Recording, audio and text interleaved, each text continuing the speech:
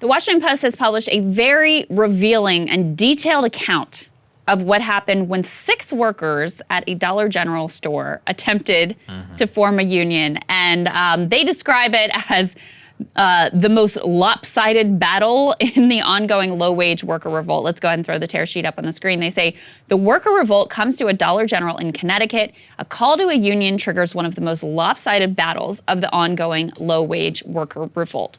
What they track here is how these 6 workers, which it's kind of astonishing that a Dollar General is run by just 6 workers, but that is in fact the reality, at least of this store in Connecticut.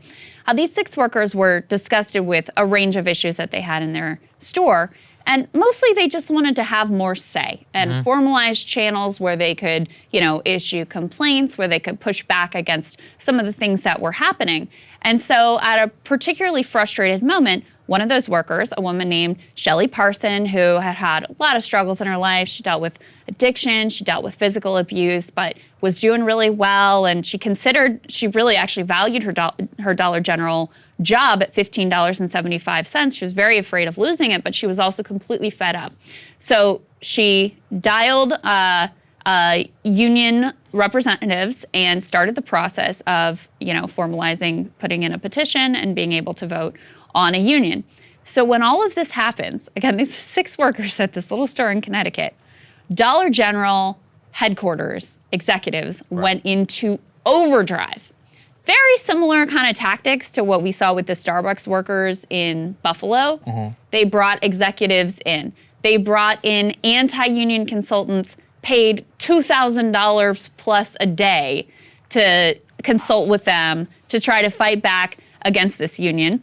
Sometimes the executives that were in the store were basically there as spies to try to catch people wrongdoing so that they could have some fig leaf of a justification to fire them. One of the workers here who had been pro-union was terminated because he said a curse word one time in earshot of one of these executives, not even around a customer, but in earshot of one of these executives.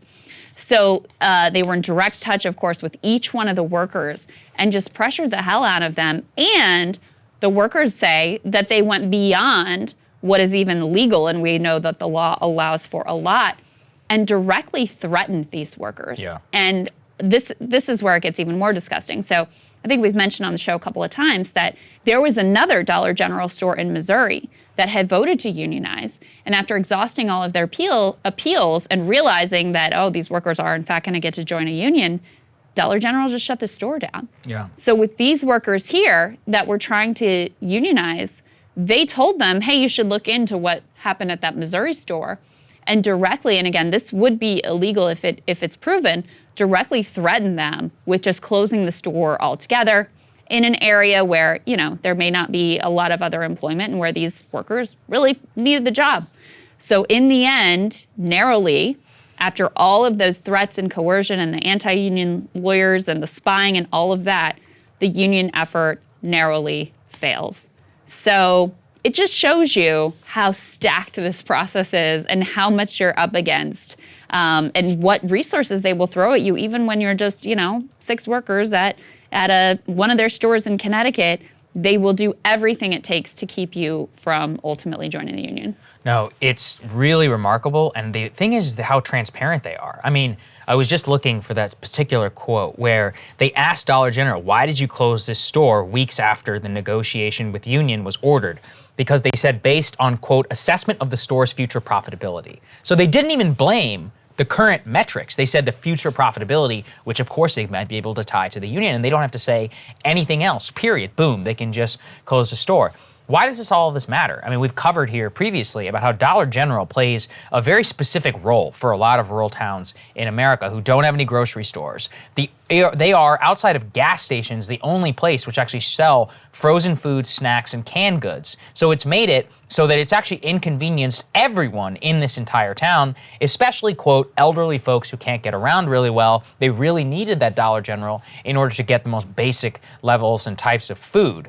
This serves its role in a lot of places. That amount of power means that they can point to this to all future employees and say, hey, look, you want to unionize? Cool. Maybe we'll close the store. Yep. You want to be the reason that your neighbor or your grandma has to drive 25 miles in order to go buy a frozen pizza? You want that on you? What about the mayors of these small towns? They're going to side with Dollar General every single time. They need them. That's the problem, the power imbalance that we have here. And, you know, I always get, what are these people fighting for? Like basic, like $15, $13, what do you, even out in Appalachia, we're at like $12, $13. Yeah. Minimum wage, some time off. So you don't have to do cloaking shifts. It's like, it's not a lot that people are asking for. But even then, it's an existential threat and they'll just destroy you. Dollar General is one of the worst in terms of wages. Their wage is lower than Walmart. Their median wage is lower than other stores in a similar category. And to your point about why this is so significant, Dollar General has absolutely flourished. There's actually more dollar stores than there are like Walmart, Starbucks, and McDonald's combined. So this has become incredibly significant. Yeah. In the U.S., there's more dollar stores, which includes Dollar Tree and Family Dollar and Dollar General, than all Walmart, Starbucks, and McDonald's locations combined. Dollar General is the biggest of them all. They pay low wages, and apparently, if you vote to unionize, they will close your store. And so what really was gross to me is not just the tactics, but the fact that their previous misdeeds of closing that store are then used to make as an example, to scare workers out of any of the other stores of doing the same thing. And so, you know, I will say these workers, even though the union effort failed, they felt like conditions did marginally improve for them at their store. They felt like they were being heard more. They felt like some of the concerns that they had brought up during the union drive were actually addressed.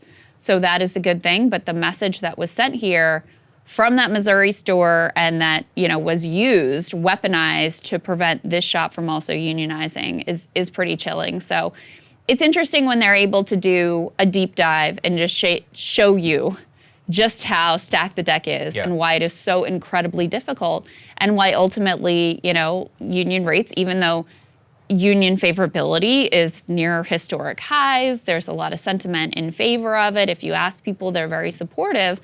But then you see such low union density rates. Well, that's why. It's because the laws and the playing field are so incredibly uneven. Absolutely right. All right, guys, thanks so much for watching. We'll have more for you later. Hey, guys, thanks so much for watching. That's right. Just as a reminder, you can become a premium subscriber today. Watch the full show completely uncut, our reactions to each other's monologues. You get to listen to it. You get to ask us questions, all that good stuff. Link is right there in the description or at breakingpoints.com. Best of all, great way to say screw you to the mainstream media.